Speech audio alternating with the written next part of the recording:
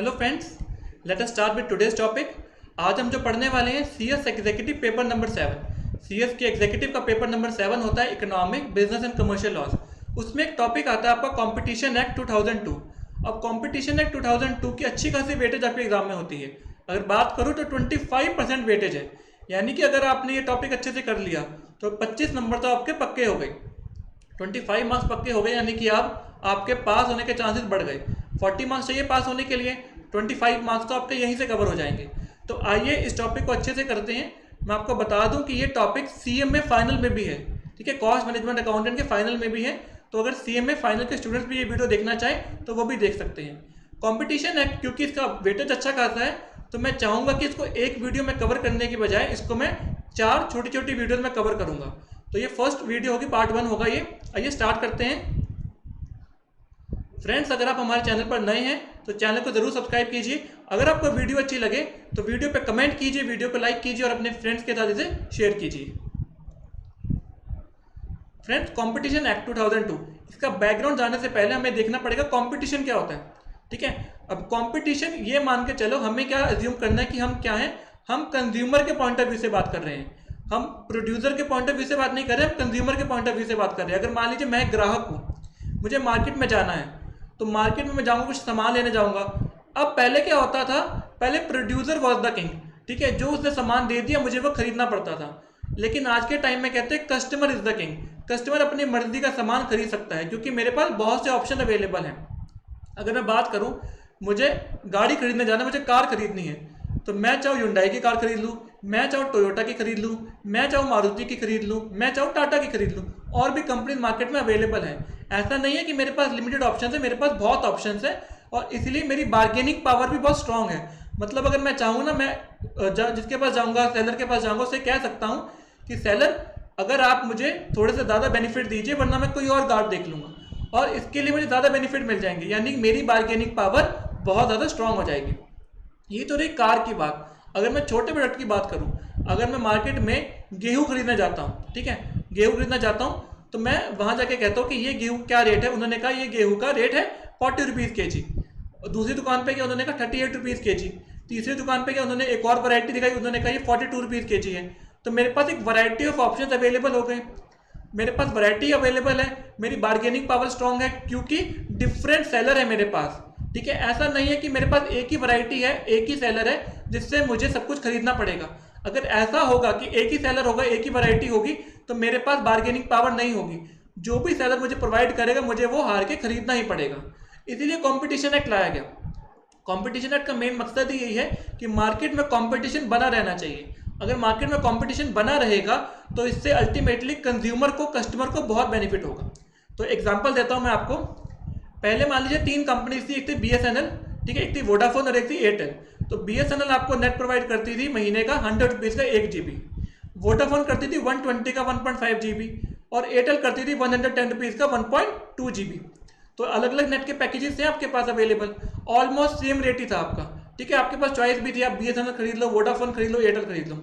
फिर क्या हुआ, फिर आया रिलायंस जियो। जियो ने कहा 100 रुपीज़ में 50 GB आपको नेट देंगे।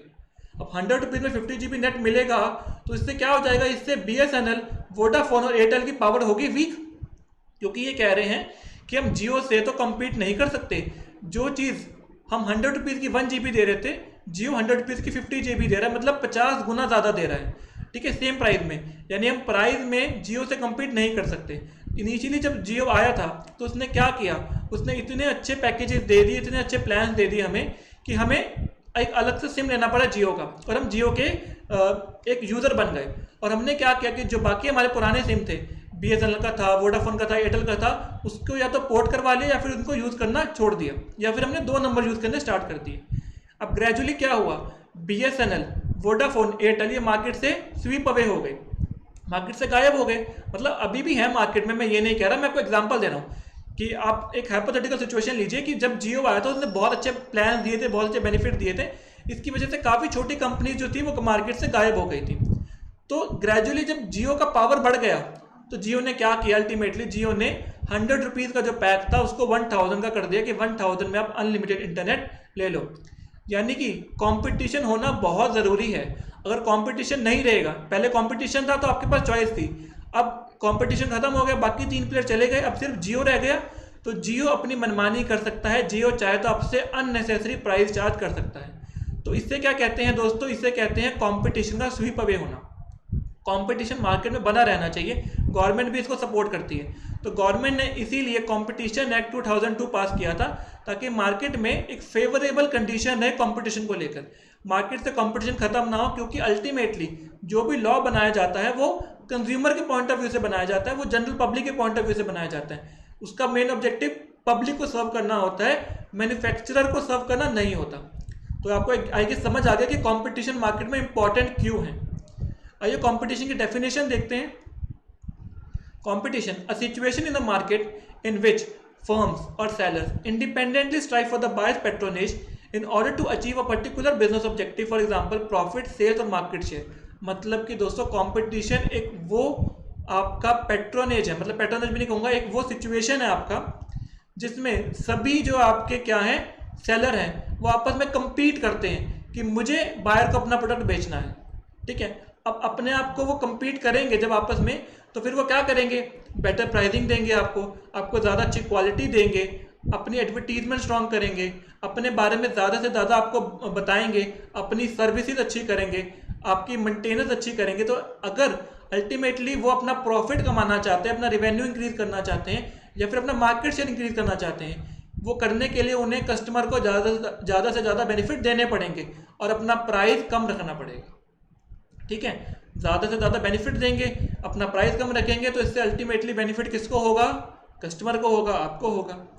तो दोस्तों कंपटीशन का मतलब ही ऐसी सिचुएशन क्रिएट करना है जिसमें बहुत सारे जो आपस में सेलर्स हैं वो आपस में compete करें और इंडिपेंडेंटली compete करें, ताकि वो बायर्स का दिल जीत सके और बायर्स को अपना प्रोडक्ट बेच सके। Competition can also be defined as a process of economic rivalry between market players to attract customers। Competition को आप ये भी कह सकते हो कि जो डिफरेंट मार्केट प्लेयर्स हैं, डिफरेंट सेलर्स हैं, आपस में कंपटीशन करते हैं, आपस में रेवेलरी होती है, ताकि ज़्यादा से ज़्यादा वो मार्केट में अपने कस्टमर्स को अट्रैक्ट कर सके। आप एग्जांपल कुछ भी ले लीजिए, आप एग्जांपल अगर लेंगे इलेक्ट्रॉनिक्स का एग्जांपल ले लीजिए, मोबाइल फ़ोन का एग्जांपल ले लीजिए। अगर मैं मोबाइल फ़ोन की बात करूँ तो मोबाइल आते हैं आपके सैमसंग के आते हैं, एप्पल के आते हैं, लावा के आते हैं, रियलमी के आते हैं, रेडमी के आते हैं, आपस में उनकी एक राइवलरी रहती है। अगर मान लीजिए सैमसंग ने कोई मोबाइल लॉन्च किया, उसने लॉन्च किया 30,000 रुपीज़ का, और 30,000 में उसने कोई XYZ फीचर दे दिया आपको, तो रियलमी क्या करेगा, रियलमी ऑलमोस्ट सिमिलर फीचर के साथ 28,000 में वो मोबाइल लॉन्च कर देगा। जब उसको पता चलेगा, किसी और ब्रांड को पता चलेगा, लावा को पता चलेगा, तो लावा सेम मोबाइल आपको 18,000 में दे देगा, ठीक है। ऑल तो थोड़ी क्वालिटी अप डाउन होगी, लेकिन वो कोशिश करेंगे कि सेम फीचर आप तक पहुंचाएं और कम से कम प्राइस में पहुंचाएं। तो कंपटीशन एक इकोनॉमिक राइवलरी को कहते हैं, जहां पर अलग अलग प्लेयर्स आपस के बीच में compete करते हैं। A buyer prefers to buy a product at a price that maximizes its benefits, whereas the seller prefers to sell the product at a price that maximizes its profit। Buyer क्या कहता है कि मुझे कम से कम price चाहिए, seller क्या कहता है मुझे ज़्यादा से ज़्यादा रेवेन्यू कमाना है। तो दोनों को एक सिचुएशन में तो आना पड़ेगा ना, जहाँ दोनों का इक्विलिब्रियम हो जाए, मतलब बायर का भी कुछ हो जाए और सेलर का भी कुछ हो जाए। क्योंकि बायर कहता है कि मुझे क्या करना है, ज़्यादा से ज़्यादा बेनिफिट मिलने चाहिए और कम से कम प्राइस होना चाहिए, लेकिन सेलर क्या कहता है, ज़्यादा से ज़्यादा प्रॉफिट होना चाहिए, ज़्यादा से ज़्यादा रिवेन्यू होना चाहिए। तो दोनों एक ऐसी सिचुएशन में आएंगे जहाँ पे दोनों के लिए एक विन विन सिचुएशन क्रिएट हो जाएगी। क्लियर है? चलो कुछ और डेफिनेशन देखते हैं। जो डेफिनेशन हम यहाँ पढ़ेंगे ना, एग्जाम में सीधा सीधा डेफिनेशन का क्वेश्चन भी आ जाता है, या फिर डेफिनेशन आपके आगे यूज भी होने वाली है। तो वहाँ जब ये मीनिंग पूछेगा, मतलब आप मुझसे पूछोगे सर इसका मतलब क्या होता है, तो वहाँ आपको मैं पहले से पढ़ा रहा हूँ, तो आपको दोबारा पूछने की ज़रूरत नहीं पड़ेगी। डेफिनेशन अच्छे से पढ़िएगा, क्योंकि एग्जामिनेशन में बहुत बार देखा गया है कि डेफिनेशन का एज इट इज क्वेश्चन आ जाता है, ठीक है। सबसे पहले पढ़ते हैं डेफिनेशन कार्टेल की। Cartel includes an association of producers, sellers, distributors, traders और service providers who by agreement among themselves limit, control or attempt to control the production, distribution, sale or price or trade in goods or provision of services। दोस्तों cartel क्या होता है? Cartel मतलब मिली भगत, मतलब जो seller है ना, सेलर पार्टी कौन कौन सी, सेलर में डिस्ट्रीब्यूटर भी आ जाएंगे, आपके मैन्युफैक्चरर भी आ जाएंगे, आपके ट्रेडर भी आ जाएंगे, आपके सर्विस प्रोवाइडर भी आ जाएंगे। तो जब उन्होंने एक मिली भगत कर ली, उन्होंने कहा कि हम आपस में एक ग्रुप बना लेते हैं ताकि हम मार्केट को कंट्रोल कर सकें। ठीक है, मार्केट को कंट्रोल कर सकें। कंट्रोल कैसे, हम क्या करेंगे, हम ना लिमिट कर देंगे, मार्केट में गुड सप्लाई नहीं करेंगे। जैसे बताता हूँ, एग्जांपल देता हूँ आपको मैं। कोरोना का टाइम चल रहा है, लॉकडाउन का टाइम चल रहा है, तो लॉकडाउन में क्या हुआ दोस्तों, काफ़ी जो लोग थे ना जो ब्लैक मार्केटिंग करना चाहते थे, उन्होंने क्या किया, आपस में जो राशन शॉप्स वाले थे उन्होंने कार्टेल बना लिया कि इस शहर में ना जितने भी राशन शॉप्स वाले हैं, किराना शॉप्स वाले हैं, वो क्या कहेंगे पहले कि हमारे पास प्रोडक्ट नहीं है, अवेलेबल ही नहीं है, और बाद में जब कंप्लीट लॉकडाउन लग जाएगा तो उस प्रोडक्ट को महंगा बेच देंगे। तो उन्होंने क्या किया, जितने भी प्रोड्यूसर थे, सेलर थे, डिस्ट्रीब्यूटर थे और सर्विस प्रोवाइडर थे, उन्होंने आपस में क्या किया, एक एसोसिएशन बना ली। एसोसिएशन बनाने का मकसद क्या था कि वो चाहते थे कि जो सर्विसेज हैं या जो गुड्स हैं उनको कंट्रोल कर सके, उनकी डिलीवरी को कंट्रोल कर सके, उनकी डिस्ट्रीब्यूशन को हम कंट्रोल कर सके। तो कार्टेल दोनों ऑब्जेक्टिव से बन जाता है, आप पॉजिटिव के लिए भी बना सकते हो, आप नेगेटिव के लिए भी बना सकते हो। लेकिन कार्टेल जब हम बात करते हैं ना, ऑलमोस्ट जब भी हमने इस हमारे कंपटीशन एक्ट में इसकी चर्चा की है तो वह नेगेटिव वे में की है, ठीक है, क्योंकि कार्टेल बनाया ही जाता है, जो ज़्यादातर बनाए जाते हैं वो नेगेटिव एजेंडा से बनाए जाते हैं। क्लियर है। अगला कंज्यूमर। कंज्यूमर दोस्तों क्या होता है, अब इतनी बड़ी डेफिनेशन आपको दी है, अब आपको देख के डर लग रहा होगा सर इसको याद कैसे करेंगे, ठीक है, तो आप मेरे से कहानी सुन लो फिर आपको पता चल जाएगा कंज्यूमर क्या होता है। कंज्यूमर, अब डेफिनेशन मत देखिएगा, ठीक है, आप मान लीजिए मैं क्या हूँ, मैं एक सेलर हूँ और आप क्या हो, कंज्यूमर। तो अगर आपने क्या किया, आपने मुझसे कोई सामान खरीदा, आपने मुझसे कोई सामान खरीदा, मान लीजिए आपने मेरे से टाटा सॉल्ट का एक पैकेट खरीदा, ठीक है, आपने टाटा सॉल्ट का पैकेट खरीदा, आपने कहा सर हमें टाटा सॉल्ट का पैकेट दो, मैंने आपको पैकेट ला के दे दिया। अब आपने कहा कि सर पैसे अभी ले लो, मैंने कहा ठीक है अभी ले लेंगे। या फिर आपने कहा कि सर पैसा मैं कल दूंगा, मैंने कहा वो भी चल जाएगा। या फिर आपने कहा सर महीने का उधार कर लो, महीने के बाद आपको पैसा दे दूंगा, मैंने कहा चलो वो भी कर लो कोई बात नहीं। या फिर आपने कहा सर 10 रुपीज़ का पैकेट है, 5 रुपीज़ अभी ले लो, 5 रुपीज़ बाद में ले लेना, मैंने कहा चलो ऐसा भी कर लेंगे, कोई इशू नहीं। क्या चारों सिचुएशन में आप कस्टमर हो, चार सिचुएशन में आप कंज्यूमर हो? जी हाँ। अगर आपने पैसे दे दिए तो भी कंज्यूमर हो, आपने कहा पैसे बाद में देंगे तो भी कंज्यूमर हो, आपने कहा आधे पैसे अभी देंगे आधे पैसे बाद में देंगे तब भी कंज्यूमर हो, ठीक है।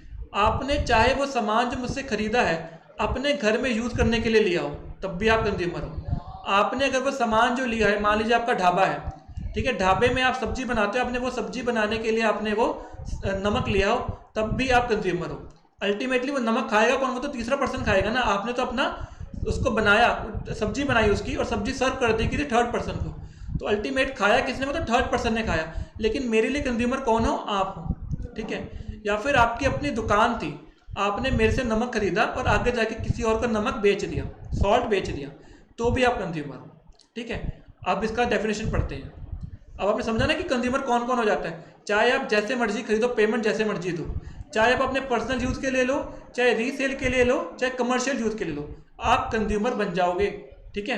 Consumer means a person who buys any product for a consideration. मतलब दोस्तों कंसिडरेशन होना बहुत ज़रूरी है, मतलब पैसा आना ज़रूरी है, चाहे आ जाए चाहे बाद में आए, ठीक है, चाहे किस्तों में आए चाहे इंस्टॉलमेंट्स में आए, पैसा आना बहुत ज़रूरी है, ठीक है। ऐसा नहीं होगा कि मेरी वाइफ ने क्या किया, मुझे कहा कि आप हमें नमक दे दो, मैंने उसको नमक दे दिया, तो वो मेरी कंज्यूमर नहीं हुई, क्योंकि यहाँ पे कंसिडरेशन का फ्लो नहीं हुआ।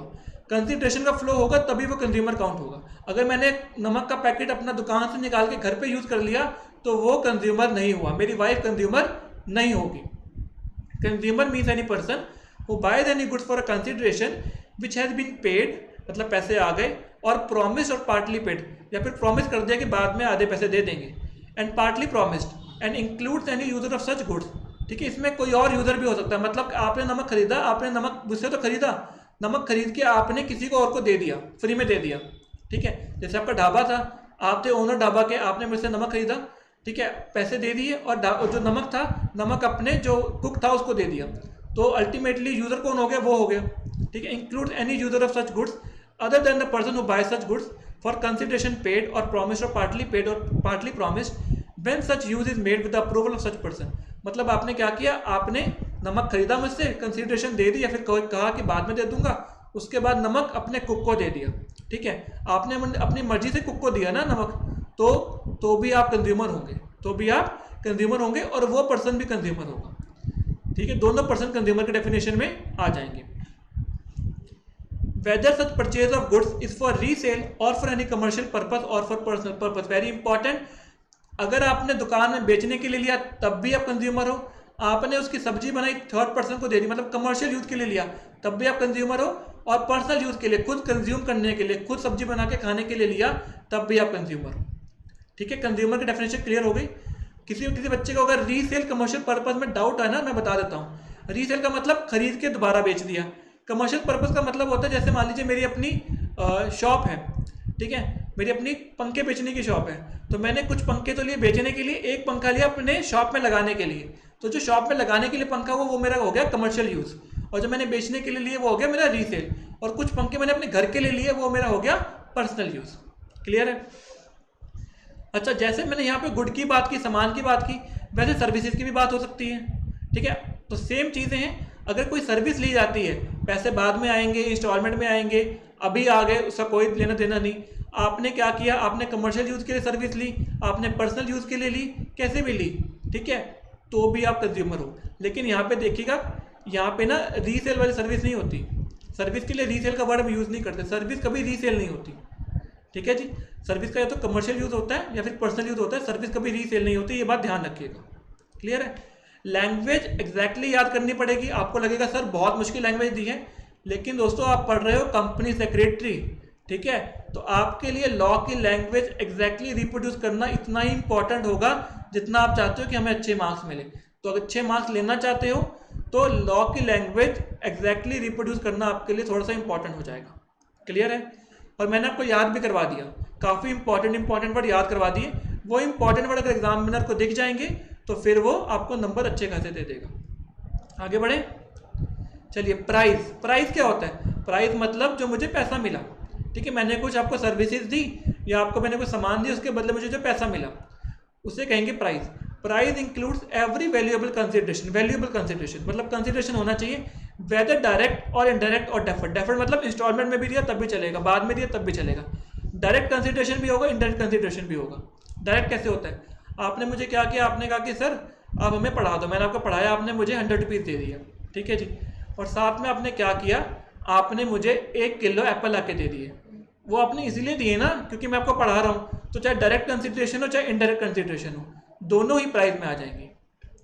And includes any consideration which in effect relate to the sale of any goods or the performance of any services, although ostensibly relating to any other matter or thing। दोस्तों कई बार क्या होता है ना, आपने मुझे कोई फेवर किया, मैंने आपको उसके बदले कोई फेवर कर दिया, तो वो फेवर भी इसके प्राइस में आ जाता है। ठीक है, जैसे आपने कहा सर आप हमें पढ़ा दो, मैंने कहा मैं आपको पढ़ा दूंगा, आपसे मैं 1000 रुपीज़ फीस लूँगा, लेकिन आपको मेरा फेवर करना पड़ेगा।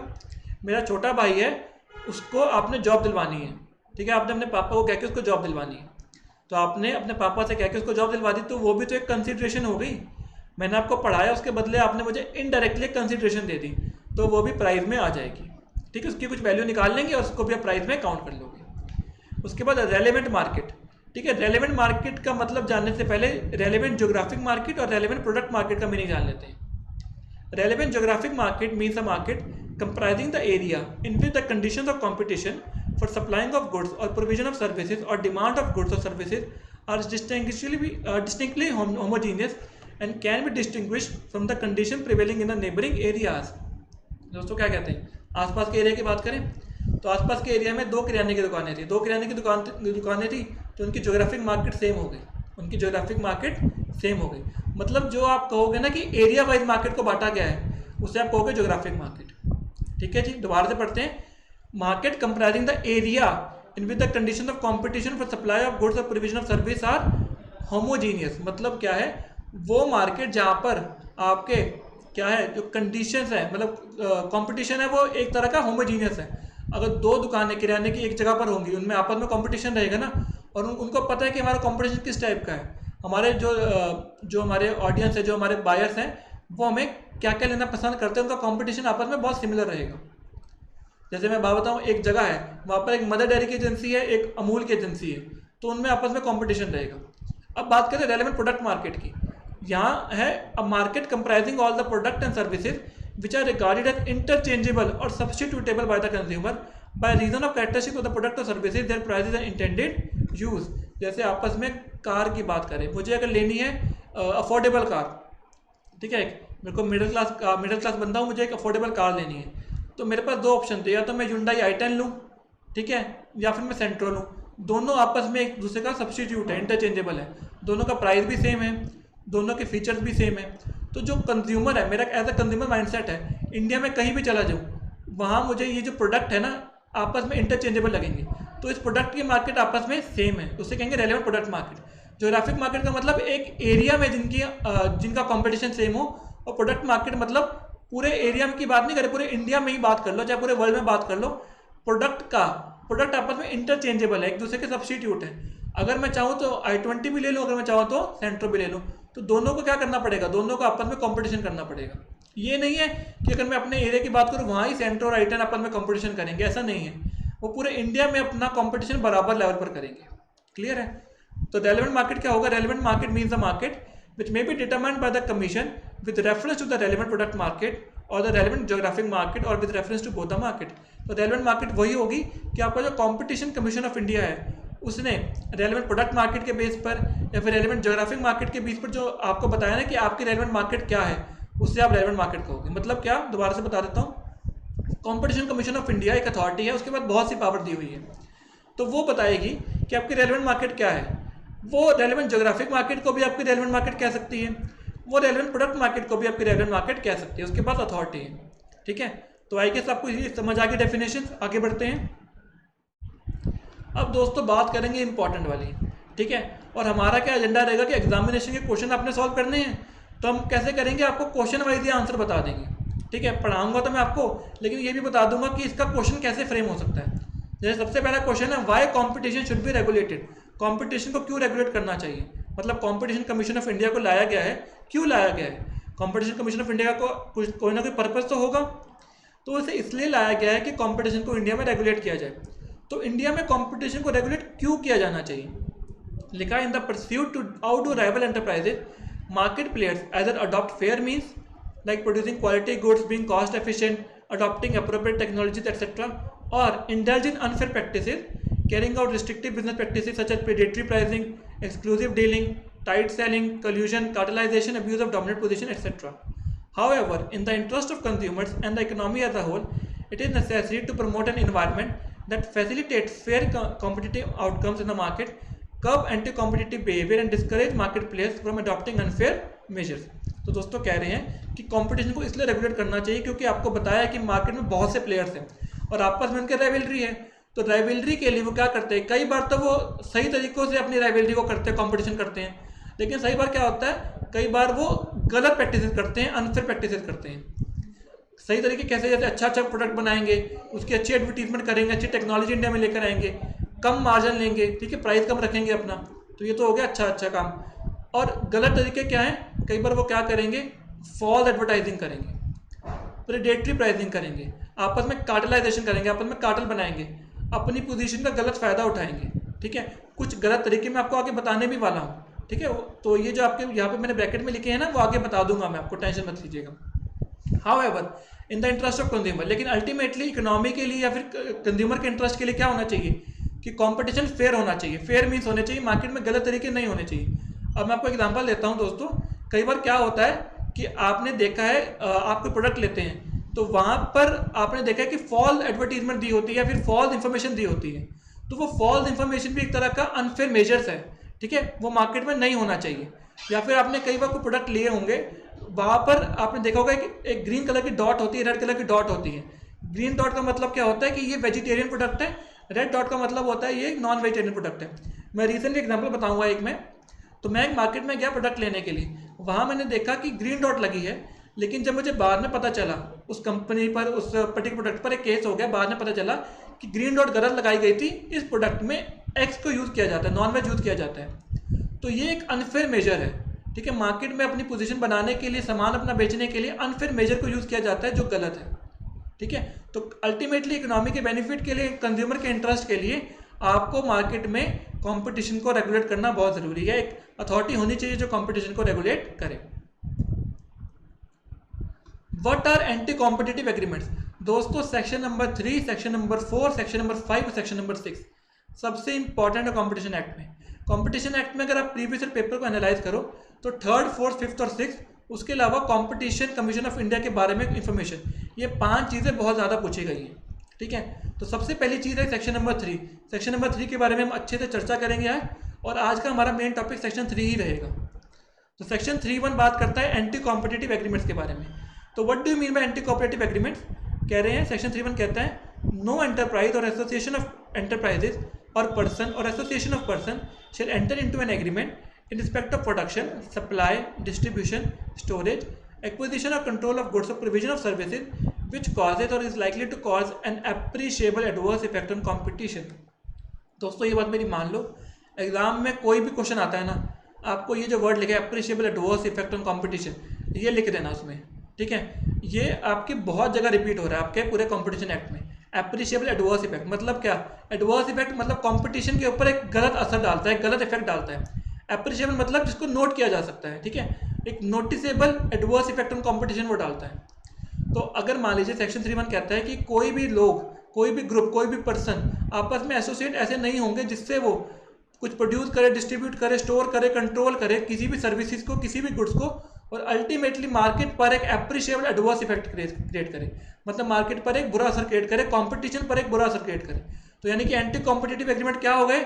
वो हो गए वॉइड। वॉइड का मतलब बिल्कुल ही स्टार्टिंग से ही वो बिल्कुल ही गलत हो गए, उसकी कोई भी लीगल एग्जिस्टेंस नहीं होगी, ठीक है। अगर ऐसा कोई एग्रीमेंट किया भी जाता है तो उसकी कोई लीगल बाइंडिंग नहीं होगी, उसको सरकार गलत ही मानेगी, ठीक है जी। सेक्शन 3(1) में क्या लिखा गया कि कोई ऐसी भी एंटरप्राइज, एसोसिएशन ऑफ पर्सन ऐसा काम नहीं करेगी। और सेक्शन 3(2) में कहा गया कि अगर ऐसा काम कोई किया जाता है उसे हम क्या कहेंगे? एंटी कॉम्पिटिटिव एग्रीमेंट कहेंगे। और ऐसा एग्रीमेंट क्या होगा? वॉइड होगा, ठीक है। बिल्कुल ही स्टार्टिंग से हम उसकी कोई लीगल एग्जिस्टेंस नहीं मानी जाएगी। क्लियर है? अगर एंटी कॉम्पिटिटिव एग्रीमेंट के बारे में पूछा जाए तो पूरा का पूरा सेक्शन नंबर 3 आएगा उसमें, ठीक है। सेक्शन 3(1) होकर सेक्शन 3(2) होकर सेक्शन 3(3) की बात करेंगे। 3(3) कह रहा है following kinds of agreements entered into between enterprises और एसोसिएशन ऑफ एंटरप्राइजेज और पर्सन और एसोसिएशन ऑफ पर्सन और पर्सन और एंटरप्राइज और प्रैक्टिस कैरिड ऑन और decision taken by any association of enterprises और association of person including cartels engaged in identical or similar goods or services which। अब नीचे कुछ एग्जांपल देने वाला हूँ। ऊपर की लाइन थोड़ी सी आपको पता है लॉ की लैंग्वेज थी, छोड़ना चाहो थोड़ा बहुत इजी करके लिख देना, चल जाएगा। लेकिन अब जो मैं 5-6 पॉइंट बताने वाला हूँ ना, तो ये बता रहे कि ये जो 5-6 पॉइंट है ये एंटी कॉम्पिटिटिव एग्रीमेंट्स है, ठीक है। पहले कह रहे हैं डायरेक्टली और इनडायरेक्टली डिटरमाइन परचेज और सेल प्राइसेज। अगर कोई ग्रुप बनाता है, कोई एसोसिएशन बनाता है, कोई कार्टेल बनाता है, जिसमें वो क्या करते हैं? डायरेक्टली और इनडायरेक्टली डिटरमाइन परचेज और सेल प्राइसेज। परचेज प्राइस को क्या करते हैं? इनडायरेक्टली या डायरेक्टली डिटरमाइन करते हैं। मतलब क्या कर लिया उन्होंने? अपना कार्टेल बनाया, ठीक है, और ग्रुप बना लिया, और ग्रुप बना के उन्होंने मार्केट में से कंपटीशन को कैसे किया, इवेट कैसे किया कि वो प्राइसेस को कंट्रोल करने लग गए।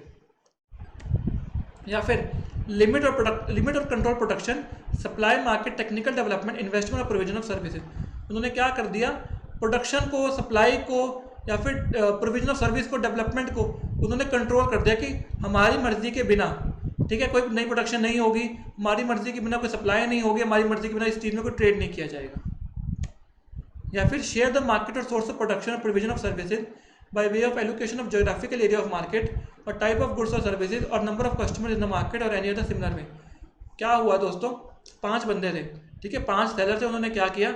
आपस में ना एरिया बांट लिया कि ये एरिया मेरा, ये एरिया आपका, ये एरिया आपका, ये एरिया आपका। आपने अगर मूवी देखी होगी सुल्तान मिर्जा वाली, once upon a time in Mumbai, ठीक है, उसमें क्या था? तो उन्होंने, सुल्तान मिर्जा ने क्या किया था कि सब में ना एरिया बांट दिया कि हमारा ग्रुप हो गया, ये आपका ये एरिया आप यहाँ पे काम करो, आपका ये एरिया आप यहाँ पे काम करो, आपका ये एरिया आप यहाँ पे काम करो। तो इससे क्या हुआ? ये एक तरह का एंटी कॉम्पिटिटिव एग्रीमेंट हो गया, ठीक है, क्योंकि उन्होंने आपस में ज्योग्राफिकल मार्केट में अपना डोमिनेंस बांट लिया। या फिर उन्होंने कह दिया कि ये एरिया में कस्टमर आपके होंगे, ये एरिया में कस्टमर आपके होंगे। एक एरिया का कस्टमर दूसरे सेलर के पास नहीं जाएगा। तो इससे क्या हुआ? कस्टमर दूसरे सेलर के पास नहीं जा सकता, दूसरा सेलर उसको सामान नहीं बेचेगा, और अपना वाला सेलर जो मर्जी प्राइस पे बेचेगा उसको खरीदना पड़ेगा। तो अल्टीमेटली कस्टमर के लिए तो मार्केट में कंपटीशन रहा ही नहीं। तो ये भी एक तरह का एंटी कॉम्पिटिटिव एग्रीमेंट हो जाएगा, जो एक तरह से वॉइड एग्रीमेंट है। या फिर डायरेक्टली और indirectly results in bid rigging और कोलिजिव बिडिंग, ठीक है, shall be presumed to have an appreciable adverse effect on the competition and the onus to prove otherwise lies on the defendant. दोस्तों, अगर मान लीजिए कोई पार्टी बिड ट्रिकिंग करती है या फिर कोलिजिव बिडिंग करती है। अब बिड ट्रिकिंग क्या होती है बताता हूँ। आपको पता होगा काफ़ी चीज़ों में टेंडर निकलते हैं और टेंडर में बिडिंग होती है, ठीक है। तो पार्टीज ने क्या किया? आपस में एक कोल्यूजन कर लिया, आपस में एक ग्रुप बना लिया, एसोसिएशन कर लिया कि हम इससे ज़्यादा ना बिडिंग होने ही नहीं देंगे। उसमें 2-3 तरीके होते हैं बिड रिगिंग के 2-3 तरीके होते हैं। आपस में पार्टीज ने कह दिया कि ये एक काम करते हैं, आपस में ना हम प्राइस खराब कर देंगे। कैसे खराब कर देंगे? टेंडर उसको मिलता है जो सबसे ज़्यादा बोली लगाता है, सबसे हायर प्राइस कोट करता है। ठीक है, उन्होंने क्या किया, उन्होंने कहा कि कोई बात नहीं, इस बार एक बंदा टेंडर ले ले, बाकी बंदे कोई बोली लगाएंगे ही नहीं। अगली बार दूसरा ले लेगा, बाकी बोली लगाएंगे नहीं। अब थर्ड टाइम तीसरा ले लेगा, बाकी कोई बिडिंग करेंगे नहीं। तो अल्टीमेटली जो आपका सर्विस प्रोवाइडर जो टेंडर लॉन्च कर रहा है उसके लिए तो कोई कंपटीशन ना ही नहीं, उसके पास तो जो बेनिफिट मिलने थे उसको तो बेनिफिट कोई मिला ही नहीं। सारी पावर किसके पास चलेगी? जो बिडिंग कर रहे थे उन्होंने आपस में कोलिजन कर लिया, उससे जो सामने टेंडर वाला था उसका नुकसान हो गया क्योंकि कंपटीशन खत्म हो गया उसके लिए। या फिर बिड रिगिंग का एक और तरीका होता है। बिड रिगिंग में ना दोस्तों कई बार क्या करते हैं, नए पार्टी को एंटर भी नहीं करने देते, तो आपस में ऐसी बिडिंग कर देते हैं, वो अपना लॉस भी करवा देंगे लेकिन नई पार्टी को बिडिंग नहीं करने देंगे। तो ऐसे जितने भी एग्रीमेंट्स होते हैं वो सारे के सारे एंटी कॉम्पिटिटिव एग्रीमेंट होते हैं और सारे के सारे वॉइड होते हैं। मैंने आपको सबका एग्जांपल दे दिया। अच्छा, एक बात और है, आपके अगर ये ABCD में से कोई भी एग्रीमेंट होगा ना तो ये मान लिया जाएगा कि इसका एप्रिशिएबल एडवर्स इफेक्ट है कंपटीशन के ऊपर और ये एंटी कॉम्पिटिटिव एग्रीमेंट है और the onus to prove otherwise lies on the defendant. तो पहली अजम्पशन तो सरकार लगाएगी कि ये एग्रीमेंट हो गए तो ये तो एंटी कॉम्पिटिटिव ही है। अगर आप कहते हो कि एंटी कॉम्पिटिटिव नहीं है तो आपको प्रूव करना पड़ेगा। मतलब फर्स्ट अजम्पशन सरकार की है कि ये एंटी कॉम्पिटिटिव है, अगर आप कहते हो कि नहीं है तो आपको प्रूव करना पड़ेगा। इसका जिम्मेदारी आपकी है कि प्रूव करो कि ये नहीं है। ठीक है। Efficiency enhancing joint ventures entered into by the parties engaged in identical or similar goods or services shall not be presumed to have appreciable adverse effect on competition but judged by rule of reason। कई बार दोस्तों joint venture किए जाते हैं। अब joint venture भी क्या anti competitive होते हैं? दोस्तों ये कहते हैं केस टू केस पर डिपेंड करता है। नॉर्मली जो जॉइंट वेंचर होते हैं वो किस लिए किए जाते हैं? ताकि अपनी एफिशिएंसी बढ़ाई जा सके। जॉइंट वेंचर का एग्जांपल भी देता हूँ आपको मैं। एक कंपनी है इंडिया में हीरो, ठीक है, एक फॉरेन कंपनी है होंडा। होंडा की टेक्नोलॉजी बहुत अच्छी है और हीरो की इंडिया में मार्केट बहुत अच्छी थी। तो उन्होंने क्या किया, अपनी एफिशिएंसी बढ़ाने के लिए, टेक्नोलॉजी को बढ़ाने के लिए एक जॉइंट वेंचर कर दिया कि इंडिया में अपना मार्केट शेयर बढ़ाएंगे। अब होंडा का इंडिया में मार्केट शेयर नहीं था, हीरो का इंडिया में मार्केट शेयर था, लेकिन हीरो के पास वो टेक्नोलॉजी नहीं थी जो होंडा के पास थी। तो उन्होंने आपस में मिलकर क्या किया, एक जॉइंट वेंचर किया और इंडिया में हीरो होंडा नाम से प्रोडक्ट लॉन्च किया और उसकी प्रोडक्शन स्टार्ट कर दी, उसकी सप्लाई स्टार्ट कर दी। तो ऐसे अगर आपका एम क्या है, आपका एम है टेक्नोलॉजी को बूस्ट करना, आपका एम है एफिशिएंसी बढ़ाना, आप मार्केट में कंपटीशन खराब नहीं करना चाहते, तो ऐसे एग्रीमेंट एंटी कॉम्पिटिटिव नहीं होंगे। लेकिन अगर आपको कहा जाता है कि एंटी कॉम्पिटिटिव है या नहीं, तो ये इंडिविजुअली केस टू केस पर डिसाइड किया जाएगा। नॉर्मली ऐसे जॉइंट वेंचर को हम एंटी कॉम्पिटिटिव नहीं मानते। क्लियर है? तो बेसिकली आपको एजेंडा देखना है ना कि एंटी कॉम्पिटिटिव है या नहीं, इसका एजेंडा क्या, सामने वाले की नीयत कैसी है। सारी सवाल आपके नीयत पे खड़ा होता है। तभी तो कहा गया अगर एप्रिशिएबल एडवर्स इफेक्ट है कंपटीशन पर तब वो एंटी कॉम्पिटिटिव है, वरना वो नहीं है। अब दोस्तों कुछ एग्जांपल भी देता हूँ। कुछ तरीके के एंटी कॉम्पिटिटिव एग्रीमेंट्स हैं जिनको हम मानते हैं कि इनका एप्रिशिएबल एडवर्स इफेक्ट है कंपटीशन पर। नाम क्या क्या है? पहला है टाइन अरेंजमेंट, दूसरा है रीसेल प्राइस मेंटेनेंस, तीसरा है रिफ्यूजल टू डील, फिर exclusive supply arrangement, exclusive distribution agreement. ठीक है, ये आपके कुछ एंटी कॉम्पिटिटिव एग्रीमेंट्स हैं, एक एक करके पढ़ेंगे। सबसे पहला है tie in arrangement. The term tie in agreement includes an agreement requiring a purchaser of goods और the condition of such purchase to purchase some other goods. मतलब मैं क्या हूँ, मैं एक सेलर हूँ, आप एक बायर हो। मैंने आपको कहा कि अगर आपको एक सामान खरीदना ना मुझसे तो साथ में दूसरा भी खरीदना पड़ेगा, वरना मैं एक पहला वाला भी नहीं बेचूंगा। ठीक है, जैसे मान लो आपके शहर में ना नई आपके वो आई है, गैस की प्रोविज़न आई है। ठीक है, जो कुकिंग गैस होती है, नई आपके शहर में गैस की प्रोविज़न आई है। आप गांव में रहते हो, नई प्रोविज़न आई है। तो क्या हुआ, ये है आपका सेलर और ये है आपका बायर। सेलर ने कहा कि अगर आपको कुकिंग गैस चाहिए, सिलेंडर चाहिए, तो आपको हमारा स्टोव भी खरीदना पड़ेगा, otherwise go to hell. If you want the gas connection you have to buy gas stove also, otherwise go to hell. ये बहुत देखा गया दोस्तों, बहुत कॉमन है टाइन अरेंजमेंट में ये, कि काफ़ी बार जब कोई भी नया गैस कनेक्शन लेना होता है ना, तो जो गैस कंपनी होती है, हिंदुस्तान पेट्रोलियम कहते हैं, कोई भी गैस कंपनी होती है, भारत गैस वगैरह, वो कहती है आपको हमारा गैस स्टोव भी लेना पड़ेगा। तो एक तरह का टाई इन एग्रीमेंट है, टाई इन अरेंजमेंट है, और ये एक तरह का एंटी कॉम्पिटिटिव एग्रीमेंट है। ठीक है जी, आगे बढ़े, ये समझ आ गया। चलिए अगला है exclusive supply agreement. Any agreement restricting in any manner from acquiring और otherwise dealing in any goods other than those of the seller और एनी अदर पर्सन। मतलब क्या, इन्होंने कह दिया, सेलर ने कह दिया, if you want to deal in our product you will not sell any other hand wash और सोप। मतलब क्या कह रहे हैं, ये किराना स्टोर डीलर था आपका बायर, तो सप्लायर ने कहा, सेलर ने कहा कि अगर आपको हमारा डिटॉल बेचना है ना तो आप सिर्फ डिटॉल ही बेचोगे, आप इसके अलावा कोई और सामान नहीं बेचोगे, ठीक है, आप इसके अलावा किसी और प्रोडक्ट में डील नहीं करोगे। क्लियर है। इसके बाद है exclusive distribution agreement. Any agreement to limit, restrict और without the withhold the output और सप्लाई ऑफ एनी गुड्स और एलोकेट एनी मार्केट और एरिया फॉर द डिस्पोजल और सेल ऑफ द गुड्स। तो यानी कि यहाँ पे सेलर क्या कह रहे हैं, you can deal in our goods only if you do an agreement that you will sell in only in your colony. मतलब सेलर कह रहा है कि आपको मैं सामान तो बेचूंगा अपना, मैं आपको डिटॉल दे दूंगा बेचने के लिए, लेकिन तभी दूंगा जब आप मुझे एग्रीमेंट करो मेरे साथ कि आप अपने कॉलोनी के बाहर किसी को नहीं बेचोगे। अगर कॉलोनी के बाहर का कस्टमर आएगा तो उसको आप सप्लाई नहीं करोगे, ठीक है। यानी कि इन्होंने क्या कहा, इन्होंने उनका जोग्राफिकल एरिया रिस्ट्रिक्ट कर दिया, उनका कस्टमर बेस रिस्ट्रिक्ट कर दिया। किसी का भी customer base geographical area restrict करना, एक्सक्लूसिव डिस्ट्रीब्यूशन एग्रीमेंट मतलब करना, वो क्या है, एक एंटी कॉम्पिटिटिव एग्रीमेंट है और ये वॉइड है। आप अगर देखो दोस्तों, मैं आपको बताता हूँ कि हर एक शहर में एक कार की एजेंसी होती है। अगर बात करूँ मारुति की, तो नॉर्मल डीलरशिप एक पर्टिकुलर डिस्ट्रिक्ट में, एक पर्टिकुलर एरिया में एक ही पर्सन को दी जाती है, ठीक है। अब क्या वो एक्सक्लूसिव डिस्ट्रीब्यूशन एग्रीमेंट है? जी नहीं, वो एक्सक्लूसिव डिस्ट्रीब्यूशन एग्रीमेंट नहीं है, क्योंकि उनको ये बोल दिया कि हम एक डिस्ट्रिक्ट में एक ही डीलरशिप देंगे। इसका रीज़न क्या है, ताकि आपस में कोई लड़ाई ना हो। लेकिन ऐसा तो नहीं है ना कि अगर मैं कहूँ कि मुझे कार खरीदनी है पंजाब जाकर या दिल्ली जाकर, तो मैं कार खरीद सकता हूँ? जी हाँ, खरीद सकता हूँ। ऐसा तो नहीं है ना कि मैं अगर दिल्ली जाके कहूँगा कि मुझे गाड़ी खरीदनी है वहाँ के मारुति के डीलर से, तो वो कहेंगे नहीं आप हरियाणा से आए हो, हम आपको गाड़ी नहीं बेचेंगे। ऐसा तो नहीं होगा ना।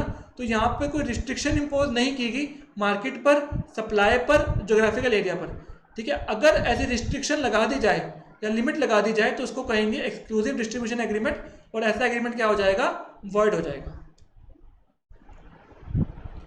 उसके बाद है refusal to deal. Any agreement which restrict और is likely to restrict by any method the person और classes of person to whom goods are sold और from whom goods are bought. मतलब क्या किया, ये आपका सेलर है, ये आपका बायर है। सेलर ने बायर को कहा कि अगर आपको हमारे सामान में डील करना है, डिटॉल का आपको एजेंसी चाहिए, तो आप लाइफ बॉय में डील बिल्कुल भी नहीं करोगे। आप अगर किराने की दुकान वाले हो, आप सिर्फ डिटॉल बेचोगे, आप लाइफ बॉय नहीं बेचोगे। तो ऐसा थोड़ी होता है, अगर उसके कस्टमर को लाइफ बॉय चाहिए होगा तो लाइफ बॉय भी बेचेगा। तो ऐसा एग्रीमेंट उनको रिफ्यूजल टू डील, ठीक है, कस्टमर को मना कर देना कि आपको हम देंगे ही नहीं, आपसे डीलिंग ही नहीं करेंगे अगर आप किसी और कंपनी का सामान खरीदोगे, ठीक है जी।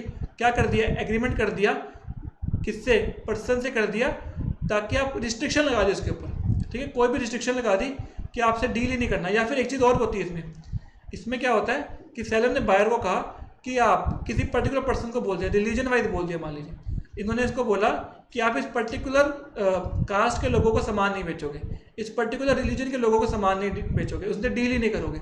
तो ऐसा अगर एग्रीमेंट किया जाएगा वो भी एक एंटी कॉम्पिटिटिव एग्रीमेंट होगा। या फिर एक चीज़ और होती है, अगर इन्होंने इनको बोला, सेलर ने बायर को बोला कि आप अगर मुझसे सामान खरीद रहे हो ना, तो आप किसी और से सामान नहीं खरीदोगे, आप किसी और से सामान नहीं खरीदोगे, तो भी वो रिफ्यूज़ल टू डील में आ जाएगा। तो रिफ्यूज़ल टू डील में बहुत चीज़ें आ जाएंगी। प्रोडक्ट का रिफ्यूज़ल टू डील हो गया, किसी से सामान नहीं खरीदोगे वो भी रिफ्यूज़ल टू डील हो गया, किसी को सामान नहीं बेचोगे वो भी रिफ्यूज़ल टू डील हो गया, ठीक है जी। उसके बाद है रीसेल प्राइस मेंटेनेंस। मतलब सेलर कहेगा कि आप जो सामान को बेचोगे ना, अगर मान लीजिए किराना शॉप डीलर है और ये सेलर है, ठीक है, सेलर ने अपने किराना शॉप वाले को कहा कि आप हमारे सामान की कुछ भी जो फ्रेंचाइजी ले रहे हो, ठीक है, आप उसको आगे इस प्राइस में बेचोगे। उसने क्या किया, रीसेल प्राइस उसका कंट्रोल कर लिया, तो वो भी एक एंटी कॉम्पिटिटिव एग्रीमेंट है। Any agreement to sell goods on a condition that the prices to be charge on resale by the purchaser shall be the prices stipulated by the seller unless it is clearly stated that prices lower than those prices may be charged। मतलब क्या हुआ, seller ने कहा you can deal in our goods only if you do an agreement that you will further sell it at rupees 125 per article।